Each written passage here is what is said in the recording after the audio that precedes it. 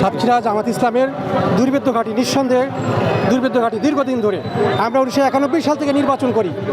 সে নির্বাচনে সাতক্ষীরা অঞ্চলে আমাদের অঞ্চলে আমরা প্রত্যেকটা কেন্দ্রে বিজয় করে দিচ্ছি ইনশাল্লাহ। বিগত আওয়ামী লীগের সময় আপনাদের দল কেমন ছিল? আওয়ামী লীগ সরকারের সময় আমাদের অবস্থান খুব অবর্ণনীয় দুঃসহ যাত্রার মধ্যে। আমরা যে দীর্ঘ 8-10টা বছর আমরা ঘুমাতে পারিনি, মামলার পর মামলা। মামলায় আমাদের জেলে এসে আমরা জেলে ঢুকছি, আবার জামিনে আবার বেরোছি, আবার জেলে ঢুকছি, এভাবে আমাদের সময়ের পর সময় কেটে গেছে।